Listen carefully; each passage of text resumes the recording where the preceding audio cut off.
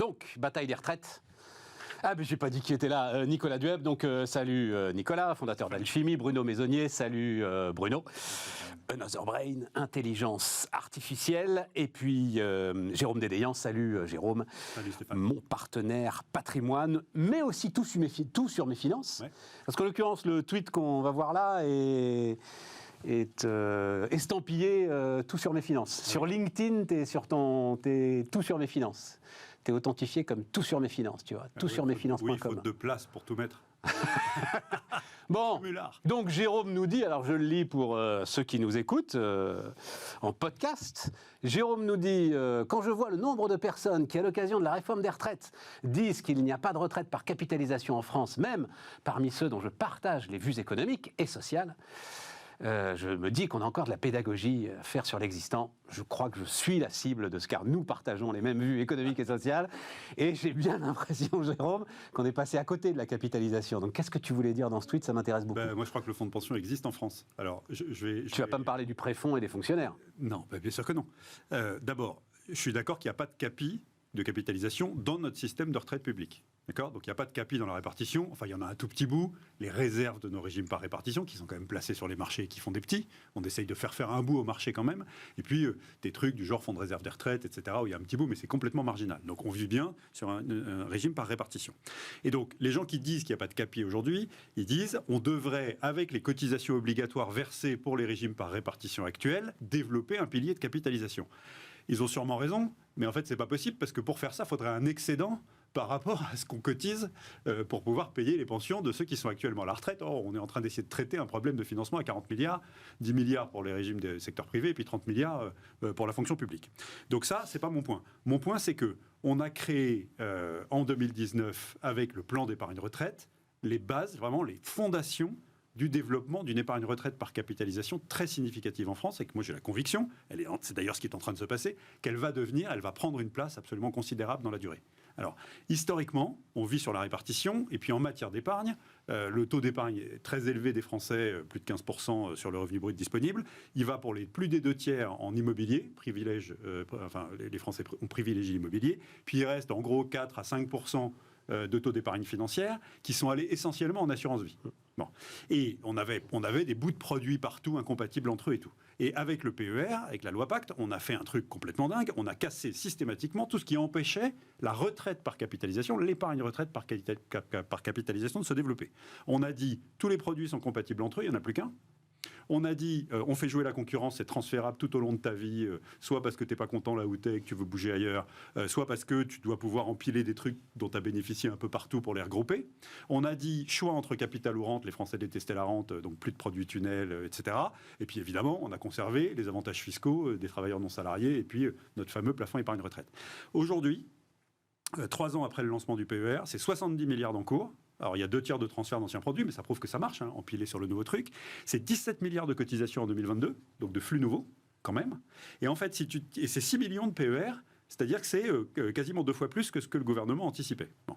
Si tu tires le trait, c'est crétin, mais tu dis, en fait, il y a 18 millions de foyers fiscaux en France, il n'y a que 6 millions de PER. Donc, je devrais avoir 18 millions de PER ouverts. Pour la faire courte. Enfin, pardon, de gens qui payent l'impôt. Il y a 39 millions de foyers fiscaux, 18 millions qui payent effectivement de l'impôt sur le revenu. Donc, qui paye de l'impôt sur le revenu devrait avoir un PER, c'est la base. Tu vois. Donc, c'est qui les 12 millions qui posent problème par rapport aux 6 millions déjà ouverts. Bon. Donc, si tu dis, OK, je vais en équiper 6 millions de plus en 10 ans. Tu vois, je ne vais pas aller à 18 millions, je vais faire 12 millions de PER. Que tu tires le trait sans revalo des 3000 balles par an, en moyenne, que les gens versent. Que tu mets 4% de capitalisation normative. Tu te retrouves dans 10 ans avec 400 milliards d'épargne retraite par capitalisation en France, fonds de pension pur, et tu te retrouves dans 20 ans avec 1000 milliards.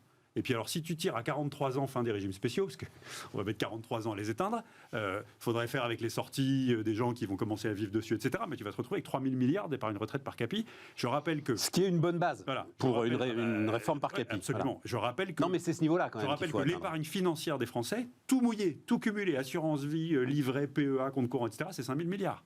Voilà. Et donc, ça fait que 70 milliards et 17 milliards de flux. Mais en fait, on a créé des fondations qui vont monter en régime, sauf si on casse le produit, évidemment. Non, voilà. Personne n'en parle. Mais il n'y a aucune raison. Mais il n'y a aucune raison. Personne n'en parle. Il va être, mais non, mais le truc, va être amélioré à la marge. Le truc, Jérôme, c'est que, en fait, je l'avais complètement oublié, moi, tu vois.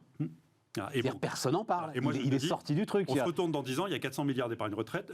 On se retourne dans 20 ans, il y en a 1000 milliards. Mais pour ça, il faudrait on se retourne dans 40 ans, si on touche à rien, on sera à 2000, 3000 milliards compte tenu des retraites, ceux qui ont commencé à capitaliser. Super intéressant, mais il faudrait qu'il se passe quelque chose pour en faire à nouveau la pédagogie ou la publicité ou la je ne sais pas quoi. Mais je suis bien placé pour le savoir parce que j'ai un peu contribué à la pédagogie. Mais je me souviens très bien.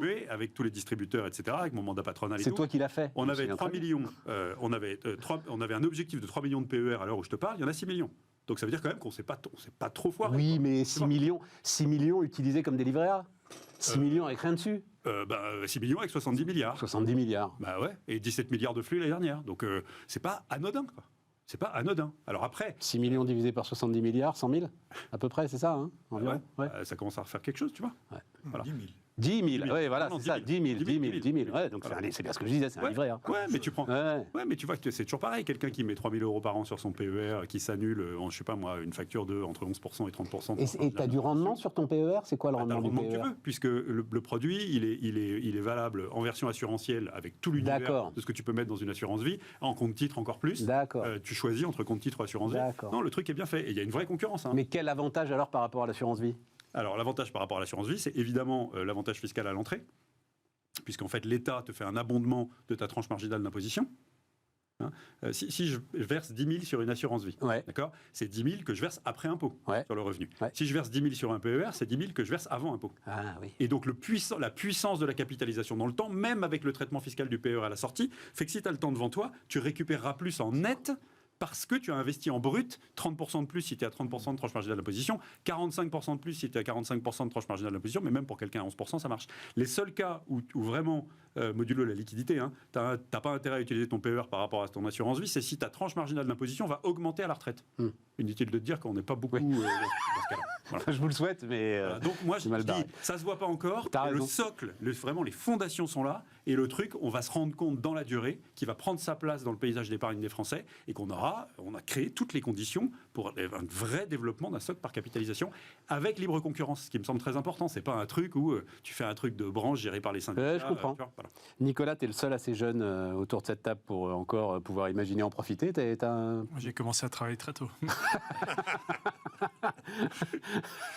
Je suis concerné par les 43 ans. Non, les 44 alors, si tu as commencé à travailler très tôt, puisque c'est la polémique là qu'on nous invente. Je tombe pile poil sur les 64 parce que j'ai commencé à 21. Donc, non, mais je trouve la démonstration de Jérôme extrêmement intéressante et puis j'apprends des choses aussi au passage, donc pleine de pédagogie. Et finalement... encore une fois, sur ce sujet-là, on a un rendez-vous raté, puisqu'on est en train de tout cristalliser sur un chiffre qui est l'âge de départ à la retraite, qui est les 64 ans, et on ne parle pas du problème de notre retraite, qui est un modèle à répartition mis en place après la guerre, et qui, de toute façon, a été mis au moment où on était à 4,1 actifs pour un retraité, maintenant on est à 1,7, donc c'est basique, c'est juste des maths. Donc maintenant, soit on fait plus de cotisations... Oui, mais ça, tu vois, Nicolas, la force de notre débat public en France, c'est qu'un truc comme ça, il y a des gars qui arrivent à le contester. Et ils sont même assez massifs. C'est-à-dire, tu vois à la télévision des gens sérieux te dire mais il n'y a pas de problème de financement. Là, on a aujourd'hui le chiffre du nombre de bébés qu'on fait. Bon, ben voilà, on en fait de moins en moins, c'est comme ça. C'est factuel. Et t'as le gars qui met les yeux dans les yeux, et puis on est convaincu, et puis il n'y a pas de problème de financement. On passe de 4 pour 1 à 1 pour 1. Il n'y a pas de problème de financement. Oui, mais justement, c'est là où des propos comme ceux de Jérôme sont extrêmement intéressants. C'est la pédagogie, il faut répondre. Enfin, les 4,1 des années 60 et des 1,7 actifs aujourd'hui, c'est un chiffre. Enfin, après, on peut tout contester, et puis on peut jouer au la démographie, ça ment pas. Quoi. Mais c'est ça, normalement, ça devrait être implacable. Donc c'est factuel. Donc là, à ce moment-là, soit on baisse soit on augmente les cotisations, on est les champions du monde déjà du coût du travail, soit on baisse les pensions.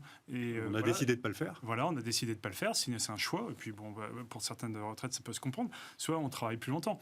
Et soit on change de format où on se dit, à un moment donné, la répartition, on en garde un bout parce que c'est pas blanc ou noir. Et puis à un moment donné, on introduit les capitalisations. Dans ce que tu démontres, c'est qu'il y a des choses en place, donc on l'explique, on fait la pédagogie. Et quand on dit, il y a 80 milliards de dividendes pour les grandes boîtes, oh là là, c'est mal, vous en voulez un petit bout, mettez dans le PER et récupérez un bout. et la démonstration est déjà faite. Là, pareil, avec des graphes, on va pas ici, on prêche des convaincus, mais que la capitalisation fait quand même une retraite supérieure à simplement celle de la répartition. Donc, il n'y a que des chiffres, c'est factuel, et moi, je comprends pas comment toute cette pédagogie ne se fait pas, et on s'enferme. Enfin, d'ailleurs, le gouvernement enfin, c'est des stars de la com, ils ont plein d'experts, etc.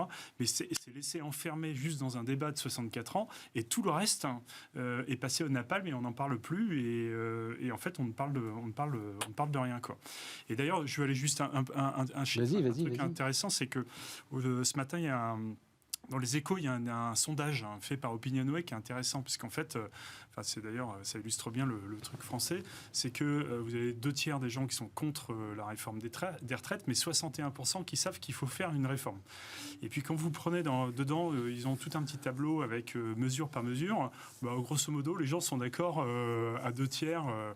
Mais le seul truc sur lequel ils sont viscéralement pas d'accord, c'est le départ de la retraite à la retraite à 64 ans. Qui est en plus un schéma très français, parce qu'on t'impose, tu dis non. Enfin, de toute façon, un Français, par principe, il va dire non, et puis après on discute. Et donc, en fait, tout ce qui est proposé de progressif, etc., ils n'en ont pas conscience, ils ne savent pas que ça existe, qu'en fait, les 64 ans, c'est tout à fait théorique, ça ne concerne pas grand monde. Et concerne, selon les documents même du gouvernement, ça concernera à peu près 60% des retraités, quoi. Voilà. Donc, il y a quand même beaucoup. Il y a 40% qui partiront avant. Et puis pour ceux qui sont les cadres, etc., qui ont commencé à travailler à 23, 24 ans, de toute façon, le départ à la retraite, il sera quand même plus tard. Mais donc, on voit bien dans les stats que les gens sont conscients, mais en fait, il n'y a plus de débat, il n'y a pas de communication possible, et donc, il y a un énorme blocage. Et moi, je m'interroge sur la façon dont ça va sortir, parce qu'à la fin, on descend dans la rue, et qu'il va sortir quoi de la rue Rien. Elle va être votée. Pour moi, ça, c'est le sujet de fond. Les faits sont connus. Globalement. C'est la même chose sur la lutte contre la protection de l'environnement et le changement climatique, etc. Tout le monde sait exactement ce qui se passe, comment. Et le sujet, c'est on n'a pas envie d'entendre. Et du coup, on n'entend pas. Donc, la réaction est émotionnelle. Les gens s'accrochent à des symboles. C'est purement émotionnel. Les syndicalistes, ils savent parfaitement, enfin, ceux qui organisent l'opposition, ils savent parfaitement les faits, ils savent tout ça.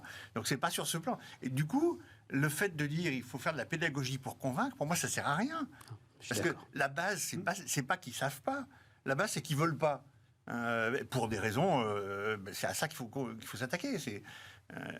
Et moi, j'ai un problème de fond avec ça, il me semble, parce que il me semble que globalement, on vit dans un monde qui est de plus en plus compliqué, qu'on comprend de moins en moins de choses. Collectivement, les gens comprennent de moins en moins le monde dans lequel on vit, les technos, les trucs, etc. Et du coup, on préfère se retrouver vers du complotisme, on préfère se retrouver vers des choses qui nous rassurent ou dans lesquelles dont on a envie. Oui, je comprends ce que tu dis. 62-64, c'est simple. Voilà, je peux être contre simplement. Voilà. Je peux dire non, pas 64, et puis c'est tout, quoi. Voilà. Après, rentrer dans tous les détails du truc, mais les gens savent pas, ont pas envie. Enfin, ils savent qu'il faut faire des retraites, mais ils se battent tous en disant ceux d'après. Non, mais dans ce que dit Nicolas, que je trouve passionnant, c'est pas 64 si on me l'impose. Parce qu'après, chacun va prendre ses décisions personnelles, de quel moment... Ouais, mais là, il a une analyse du sondage qui est personnelle. Moi, j'ai vu le même. J'ai pas vu... c'est-à-dire qu'ils sont quand même contre beaucoup de choses qui font travailler plus, quoi. On va le dire comme ça. Hein. Dès qu'il s'agit de bosser plus, on est contre, quoi. Bref, on va pas faire les exégèses de ce sondage, mais il a une vision très positive de ce sondage. Moi non plus, je me serais pas focalisé sur les 64 ans, parce que forcément, c'est un chiffon rouge, quoi. Le truc, moi, je tourne autour depuis qu'on fait ces débats. Je crois que le sujet, en fait, il a été personnalisé par le président de la République. Ouais. Et c'est une énorme erreur, en fait. Et donc, mais tu l'as vu, les titres tout de suite, c'était la semaine décisive pour Macron. Mais c'est pas pour Macron qui est décisive. Moi, je m'en fous de Macron. C'est pas mon sujet. Dans 4 ans, on n'en parle plus. Mais évidemment. C'est fou, quoi, tu vois. C'est personnalisé. Puis en préparant la mission, je suis retombé sur une vidéo d'avril 2019 de Macron qui disait c'est complètement hypocrite de dire que les gens vont partir à 64 ans. Mais on l'a vu partout, cette vidéo, mon ami. Elle tourne en boucle. Mais sauf que les réseaux sociaux et puis tout ça, la mémoire. Et comment juste on peut arriver, en tant que président de la République, incarner le truc pour faire de son quinquennat un symbole autour de la retraite en ayant dit un truc qui est à 180 degrés juste avant. Techniquement, c'est pas possible. Parce que, à ce moment-là, il a en tête une réforme qui est une vraie réforme, qui est la retraite par points. Voilà. Et qui est chaque euro cotisé donnera droit au même droit. Et avec la retraite par points, tu changes. Là, pour le coup, tu renverses la table. Voilà. Là, c'est plus la même chose. Là, et d'ailleurs, c'est tellement complexe que on n'a pas pu la faire. Voilà. Mais c'est pour ça, c'est parce qu'il a ça en tête à ce moment-là, quoi. Voilà. Il se permet de dire un truc pareil. Ça passe pas en termes de com. Bon, mais je sais toujours pas si tu as un PER ou pas, alors. Moi, j'ai un PER. Toi, tu as un PER. J'ai complètement... Parce qu'en plus, on l'a fait ensemble. Moi, je me souviens très bien de la loi Pacte où tu venais nous voir. C'était BFM Business à l'époque. Tu nous racontais ça. Et ça m'est sorti de la tête. Peut-être que je me suis dit que j'étais trop vieux déjà à ce moment-là.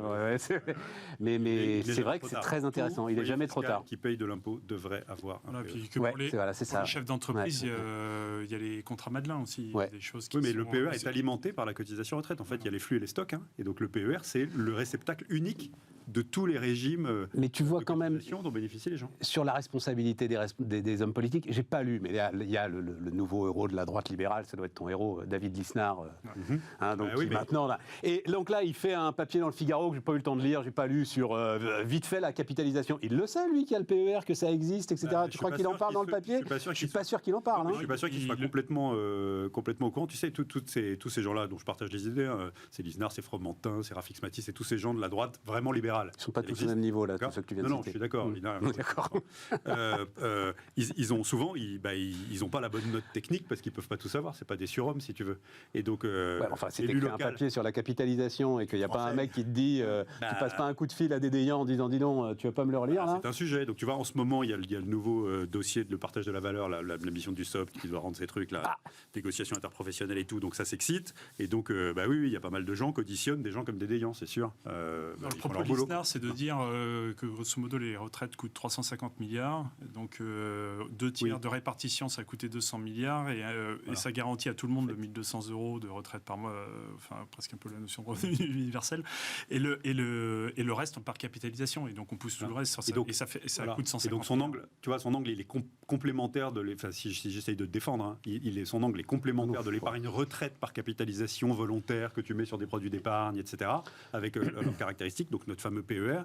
Lui, il dit, dans les cotisations obligatoires que payent les employeurs et les salariés, on devrait pouvoir distraire une partie de ça pour développer de la capitalisation qui, sur le long terme, donne mieux que le péage, l'effet d'agence et la répartition. Mais ça ne marche que si tu as de la marge de manœuvre. Mieux que Lisnard, le maire. C'est lui qui l'a faite, cette loi Pacte, en plus, le maire.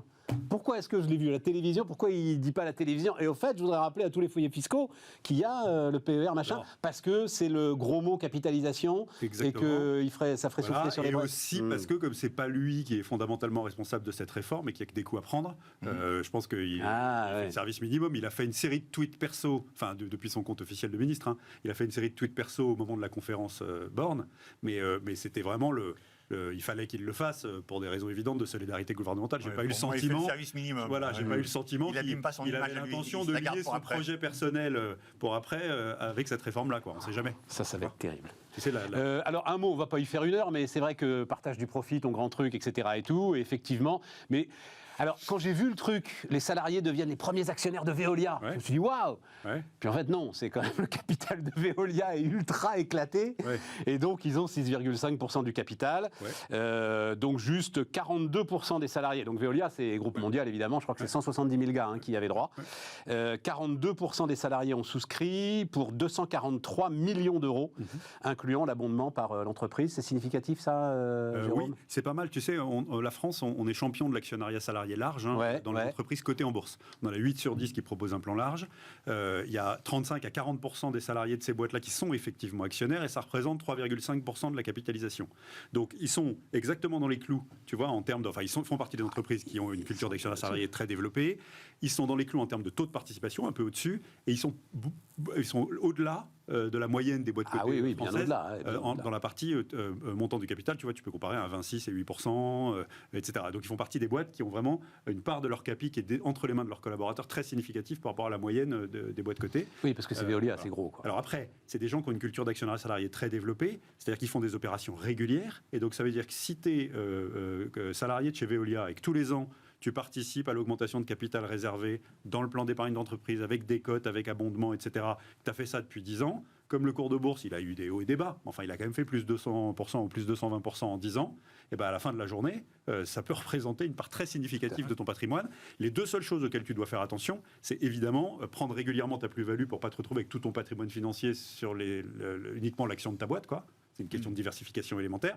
Mais bien entendu, toutes ces boîtes-là qui ont des opérations régulières, c'est prouvé statistiquement, même malgré les fluctuations des marchés, de leurs accidents éventuellement conjoncturels et tout, si tu participes tous les ans avec des cotes et abondements, tu fais une bonne affaire, quoi. Moi, je trouve ça des belles démonstrations que quand on explique clairement quelle va être l'opportunité, des salariés vont mettre de l'argent. Donc il y a une pédagogie, il y a la com interne, il y a des petits documents. Je vois ma femme qui a la même chose dans une grande banque française. Il y a un petit document qui est assez bien expliqué, ça a été réfléchi. Et puis en fait, tous les ans, et c'est l'autre dynamique de la retraite qu'exposait Jérôme juste avant, tous les ans on met, tous les ans. Et puis quand vous avez 20 ans, au bout d'un moment, ça fait un petit pactole. La puissance des intérêts composés. Et c'est la puissance des intérêts composés. C'est des maths, c'est juste des maths, donc c'est pas du complot, c'est des maths. C'est des maths. Donc, et c'est exponentiel. Mais c'est plus facile de communiquer en interne dans une entreprise que Bon, alors en plus avec, rendons hommage à Antoine Frérot, qui est, alors Dieu sait qu'on s'est écharpés tous les deux sur ce sujet, mais si le terme patron social veut dire quelque chose, il est incarné par Antoine Frérot. La phrase « business of business is business » est une phrase qui le met en fureur. C'est certainement pas le seul but d'une entreprise, n'est certainement pas le profit et la rémunération des actionnaires. Toi, tu es d'accord, moi, pas trop. Mais non, c'est pour ça. Et Frérot, lui, et donc, en fait, il joint le geste à la parole, si j'ose dire. Voilà. Et alors, je vais juste donner un angle supplémentaire. Là, on parle de boîte cotée. Hein. On est champion du monde ou d'Europe de l'actionnaire salarié coté. Il y a le plan d'épargne, il y a les actions gratuites et tout. En non coté, on a fait x2 en nombre de boîtes qui proposent un accès à leur capital de façon un peu large à leurs collaborateurs, x2 en 5 ans. Alors, c'est encore que 9% des boîtes. Donc, ça veut dire qu'on n'a pas besoin d'une loi supplémentaire qui va venir un peu nous... Alors, ça veut dire que... Non, attends, il ne faut pas confondre l'actionnaire salarié et le partage de la valeur au sens flux financier parce que la boîte fait du profit. L'actionnaire salarié, ce n'est pas pour toutes les boîtes. Hein. Quand tu as une boîte familiale avec oncle Roger et tante Germaine qui sont au capital et que celui qui dirige, il va aller voir en disant « je voudrais associer mes cadres » et l'autre dit « tu veux spolier la famille », tu vois, ça veut dire que la boîte n'est pas prête. Donc, il ne faut pas le faire. Donc, il faut plus faire de la participation, de l'intéressement, etc. En revanche, la participation et l'intéressement peuvent donner lieu à un investissement dans la boîte si ça correspond au modèle économique. Et en termes de fidélisation, d'attractivité des talents, de transmission, c'est un levier extraordinaire. x2 sur les PME non cotées en 5 ans. Mais c'est là où on peut encore progresser en réglementation. J'essaye de m'en occuper à ma modeste mesure parce que je n'ai pas lâché le morceau et que je suis toujours un engagé de la cause, notamment en matière d'organisation de la gouvernance. En fait, ce qu'il faut, c'est que tu puisses, dans une petite boîte, ne pas avoir tous tes salariés à l'Assemblée Générale. Il faut pouvoir avoir un interlocuteur qui les représente. Tu vois. Et c'est ça qu'on n'arrive pas à obtenir pour le moment. Je me bats pour ça. En tous les cas, dans la pédagogie, tous ces systèmes, ils arrivent à effacer la notion de risque. Parce qu'en fait, l'entreprise abonde. Donc, quand vous mettez 1 000 €, l'entreprise met 500 ou 1 000 €. Ça dépend des abondements. Et ensuite, on achète des actions qui, généralement, sont discountées de 20 à 30% par rapport à la moyenne des 6 derniers mois. Donc, en fait, le sentiment de prendre du risque d'investissement est complètement... n'a pas disparu. Non, je suis d'accord, Nicolas, mais ça reste la concentration d'un patrimoine financier dans les actions d'une seule boîte. C'est de l'action et c'est les actions d'une seule boîte. Donc, le risque n'a pas été évacué. Il a été un parachute. Hein. Ça n'empêche pas la boîte de faire faïte. Ou de s'être complètement planté, etc. Chez WorldCom, ça se passe mal. Alors, exactement. Donc, c'est pour ça que nous... Ouais, mais tu peux pas prendre l'exemple de l'effondrement comme sauf qu'il y en a. Un exemple. Non, mais il faut y penser. Et donc, c'est pour ça, par exemple, que quand nous, on déploie des schémas d'actionnariat salarié en boîte non cotée, dans les boîtes sous LBO, etc., et qu'on a un milieu qui est très ouvrier ou employé, avec des gens assez modestes, on fait attention à plafonner les souscriptions. Donc évidemment, il y a le parachute de l'abondement, de la décote, des actions gratuites, etc. Mais on fait attention à ce qu'il n'y en ait pas un tout d'un coup qui se réveille sans comprendre la notion de diversification et qui dit je vais prendre un Cofidis de 50 000 € pour tout mettre dans les actions de ma boîte, c'est pas raisonnable, quoi. Donc on fait un peu attention. Bon, ben voilà. Intéressant. Non, mais tu sais, bon, allez, non, parce qu'en fait, pourquoi est-ce que... Parce que je raconte pas. En fait, ma précédente entreprise, donc t'es à BFM Business, t'es quand même avec des gens qui sont informés, qui savent, etc. et tout. Et je sais plus quand c'était, 2010, quelque chose comme ça. Alain Veil, qui est aussi un patron très investi là-dedans, fait une augmentation de capital réservée. Donc pour effectivement, la boîte était cotée depuis 3-4 ans et donnait à l'ensemble des collaborateurs accès aux fruits du travail commun. Et elle n'a pas été souscrite, en fait. Ah ouais. Alors qu'il y avait un sacré abondement, etc. Et enfin, je regardais mes collègues, je dis, mais enfin, les mecs, Et il y avait une espèce de Non, mais moi, j'ai vécu la même chose. de peur du risque, alors qu'on était... Enfin bon... C'est la peur du risque? C'est pas la Ouais. Après, 5 ans après, Drahi nous rachetait à un niveau de dingue. Je peux pas... Enfin voilà, la culbute, elle est historique. Mais c'est la perte du risque, et puis surtout, c'est une méconnaissance, un manque d'éducation totale sur le sujet. Moi, pour l'avoir vécu dans le mais cadre... pas là où j'étais, enfin... moi, dans un LBO avec... Des gars qui faisaient des émissions de bourse toute la journée. Ouais, Des émissions de bourse, des émissions de patrimoine. Jérôme Bédéian est presque plus à l'antenne que moi. Enfin, c'est un truc de dingue. Tu sais quoi, les journalistes qui font les émissions patrimoniales des bourses, si tu regardes la répartition de leur épargne, t'es effondré, quoi. Moi, j'en connais un certain nombre, toi aussi. Hein. Franchement, on les voit tous les jours, toi et moi. Hein, je veux dire. La seule entreprise dans laquelle j'ai eu 100% de participation aux augmentations de capital réservé avec des cotés abondements, etc., c'était RS. C'était la tienne. C'était notre métier. Oui. Donc, moi, j'ai eu des boîtes où tu faisais abondement maxi, décote maxi, etc., et où tu as 70% de taux de souscription et tu te dis, mais qui sont les 30% qui posent problème, quoi. Tu vois? Et malgré une pédagogie bien faite, etc. Et donc, voilà. On va faire une pause avant de... Non, je voulais juste, parce qu'en plus, il y en a un... Parce que je vous avais noté un moment sur le plan politique, Bruno Le Maire installe clairement une petite musique. Ça va devenir un sujet. Hein. Je vous le dis comme ça, très rapidement. En fait, c'est parce que j'aime bien de temps en temps expliquer le fonctionnement de la presse. Vous n'avez pas, dans la presse écrite, vous n'avez pas à proprement parler d'interview de Bruno Le Maire. Vous avez des papiers. Donc, il y en avait un dans le Figaro la semaine dernière. Il y en a un dans Le Monde, là, qui sort ce soir. Des papiers d'ambiance où il y a des phrases comme ça qui sont dites. Si elles étaient dites en interview, elles seraient reprises flash AFP, Bruno Le Maire déclare la guerre à Emmanuel Macron, blablabla. Mais là, ça passe comme une lettre à la poste. Clairement, ça y est, la tension entre les deux est mise en scène. Voilà. On n'est qu'en 2023 quand même. Ça va être long. Putain. Parce qu'il y a Darmanin qui va venir derrière, je pense, sur le même scénario. Donc voilà. Ouais. Ça va être long. Ça va être long. On n'est qu'en 2023. Oui, mais c'est ce sujet. On en avait parlé ensemble. Moi, enfin, j'en avais parlé ici. Cette histoire de dire à un élu, tu es obligé de t'arrêter au bout de 2 mandats. C'est le verre est dans le fruit. Ça peut pas se passer autrement. On sait comment ça se passe aux États-Unis. Et le verre est dans le fruit. C'est forcément une catastrophe politique. Sur la petite musique de rigueur entre guillemets. Hein, je trouve qu'il y a quand même il y a un peu de réalisme à avoir. Il va falloir qu'on apprenne à faire mieux avec moins bien. Oui, mais tu as vu ce que ça donne? Ça donne la scène de Macron qui arrive devant les boulangers et qui se paye le maire en disant « j'en ai marre des numéros verts, ça marche jamais ». Tu as des équipes qui ont bossé pour mettre en place ce numéro vert. Tu as des équipes dédiées derrière pour ce numéro vert. Et le président de la République, juste pour faire chier le maire, il flingue le truc, quoi. Non, quand les mecs commencent à gouverner avec les sondages, à se comporter, parce qu'il faut que leur sondage soit plus favorable que celui du camarade qui les conteste, etc. Là, pour le coup, le pays recule, ça c'est sûr. Bon, allez, on marque une pause.